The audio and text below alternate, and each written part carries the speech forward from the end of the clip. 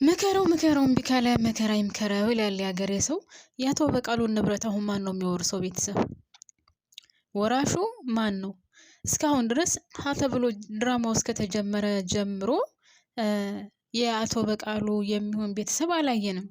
እህት፣ ወንድም፣ የወንድም ልጅ፣ ያጎት ልጅ ምናምን የሚባል ነገር አላየንም። እንደዚህ ለፍቶ ለፍቶ ከንቱ ቀረ። ልጁም ሞተ፣ እሱም ሞተ፣ እየተረገዘውም ልጅም ሞተ። እግዚአብሔርን በጣም ነው የሚገርመው። አያችሁ አይደል ቤተሰብ? እዚህ ድራማ ላይ አሁን ምን ተማራችሁበት? እስኪ ንገሩኝ ቤተሰብ።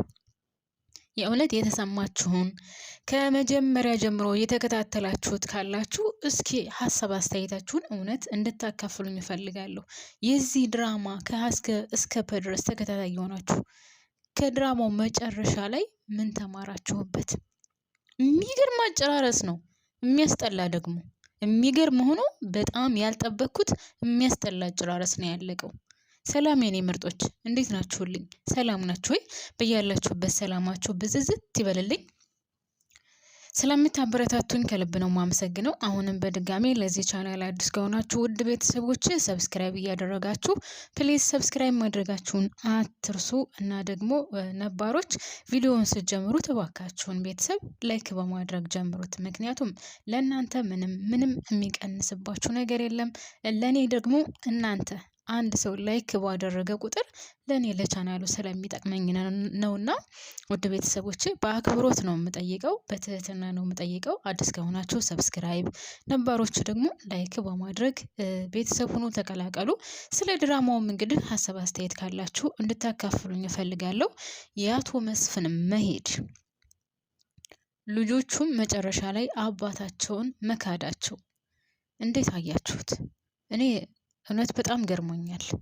መጨረሻው እንደዚህ ይሆናል ብዬ በጭራሽ አላሰብኩትም ነበረ።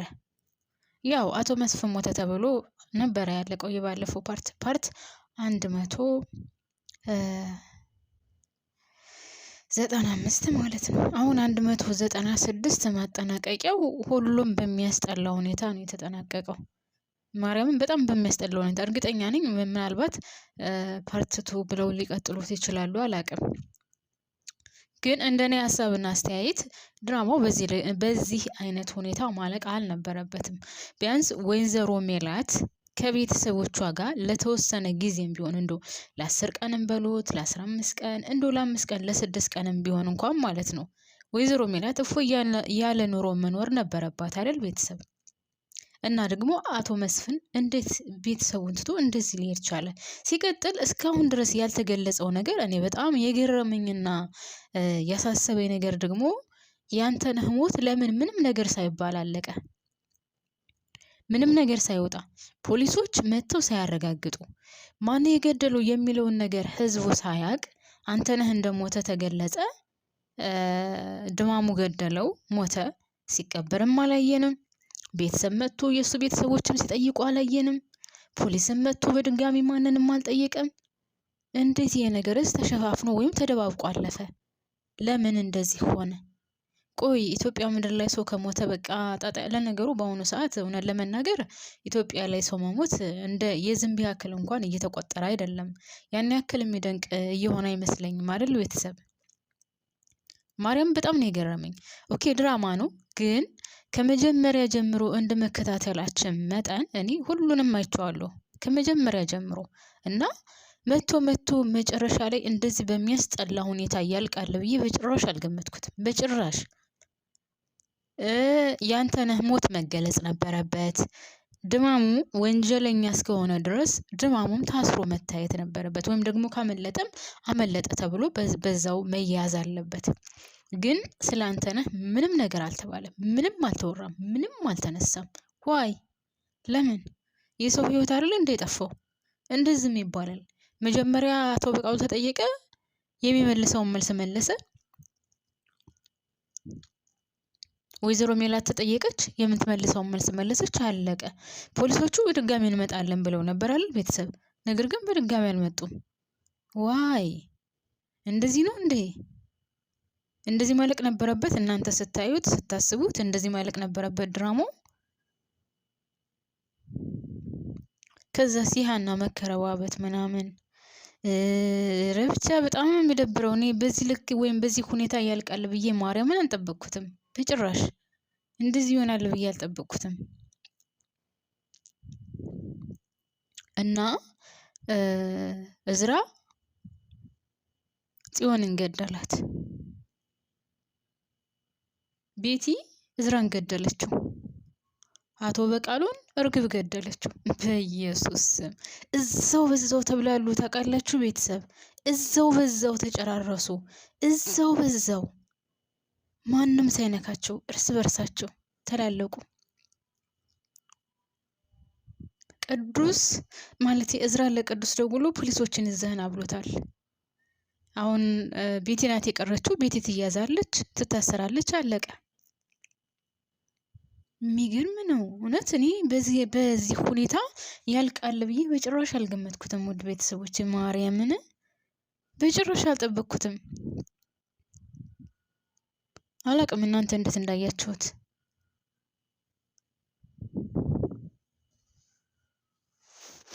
የእዝራ መወጣጠር ራሱ ሀና ልትጠየቀው ሂዳ እሷ በመልካም ጎኗ ነው ሂዳ የጠየቀችው። ወይም ደግሞ አባቱን በጣም ስለሚወደው አባቱን በጣም ስለሚያከብረው ለአባቱ የተለየ ቦታ ስላለው እዝራ እንዴት ሆኖ ይሆን ብላ ልትጠይቀው ነው ሄደችው። እሱ ግን ያች ልክስክስ እናትሽና እናንተ ናችሁ ያደረጋችሁት፣ ከእናንተ ውጭ ማንም አያደርገውም ብሎ ነው ሀና ላይ ሲጮህባት የነበረው፣ ሲወጣጠርባት የነበረው። አንዳንድ እንደው ግን ሀና ራሱ ማለት ነው ቤተሰብ እንደተጃጃለች እንደው ድራማውን በሚያስጠላ ሁኔታ ጨርሱታይ። ደራሲው ግን ማርያምን እንከፍ ነው። ማርያምን አላቅም እናንተ እንዴት እንዳያችሁት እንጂ ደራሲው ጭራሽ አይችልም። ጭራሽ አጨራረስ የሚባለውን ነገር አይችልበትም። እንዴ ሰው ሂዱ ካስታወሳችሁ የድራማው ተከታታይ ከሆናችሁ ቤተሰቦቼ ሁሉንም አይታችሁት ከሆነ ማለት ነው ድራማው ቆንጆ የነበረው መቼ እንደው ታውቃላችሁ? ወይዘሮ ሜላት ከታመመች በኋላም አሪፍ ነው። ግን ሜላት ከመታመሟ በፊት የነበረው ሀና ከወይዘሮ ሜላት ቤት እየሰራችበት በነበረበት ሰዓት በዛን ሰዓት ነበረ አሪፍ የነበረው። ከዛ በኋላ ያለው ግን በተለይ ወይዘሮ ሜላት ታማ ከተነሳች በኋላ ሁሉም ነገር በድብብቆሽ ሲያልፍ ወይዘሮ ባዩሽ የምታደርገው ነገር ምንም ሳይጋለጥ እሷ ምንም ሳታደርግ ስለ ሜላት እያወቀች ሁሉም ተቻችለው ሲያልፉ፣ አሁን ለምሳሌ ሜላትና ወይዘሮ ባዩሽ በጣም የሚዋደዱ ጓደኛሞች ነበሩ አይደል ቤተሰብ? በጣም የሚዋደዱ ጓደኛሞች ሆነው ግን እንደዛ ሁሉም ነገር የተበላሸ ሲሆን ሲጣሉ ወይም ደግሞ የሆነ ነገር ሲከሰት ታርቀው መገላለጽ ነበረባቸው። ሜላት ምንም ነገር እንዳላወቀ የሆነች ሁሉንም ነገር አሳልፋ መጨረሻ ላይ ደግሞ ጭንቅላቷ ላይ ወጣችባት ማለት ነው። እና እኔ በጣም ነው የገረመኝ ወይዘሮ ሜላት እንደዛ አሳልፋ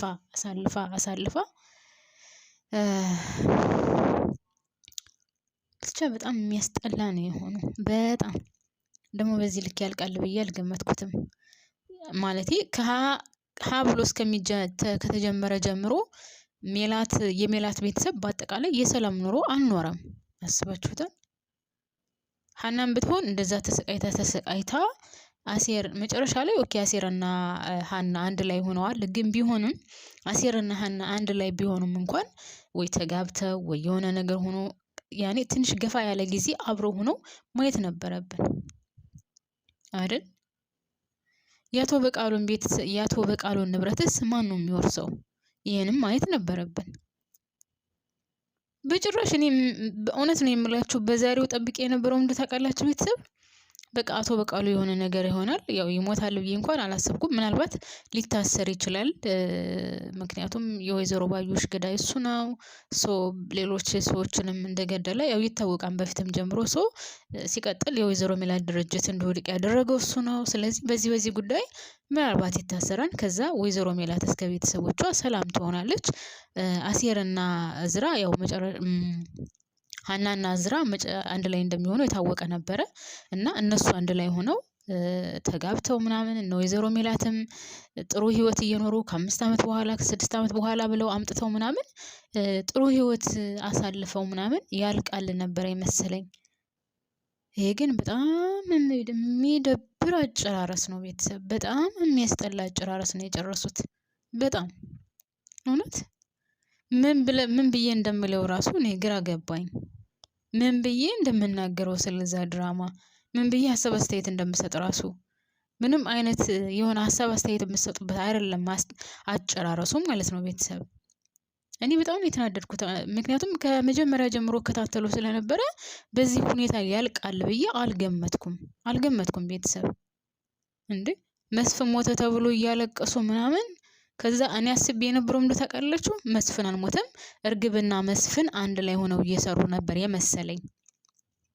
በክፍል 195 ላይ እርግብና መስፍን አንድ ላይ እየሰሩ እርግብ ከመስፍን ጋር ተመካክራ ገደለችው። ሴት ስለሚፈልግ ሽንኩርት የሆነች ሴት ትሆናለች የምትመጣልኝ ምናምን እያለ አልነበረ።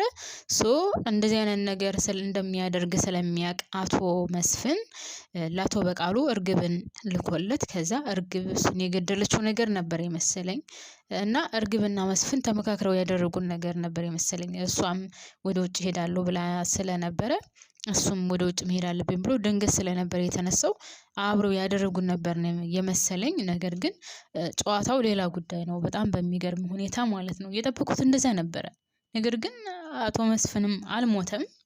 አለመሞቱ ጥሩ ነው እንኳንም አልሞተ። ግን ደግሞ በዚህ ጉዳይ እስኪ እመጣበታለሁ እና ሞተ ተብሎ እየተለቀሰ ምናምን የነበረው ወይዘሮ ሜላት ግራ ተጋብታ አንድ ሰው አንድ አፈር እያደረጋት ከአቶ ኖላዊ ጋር አይታችኋታል።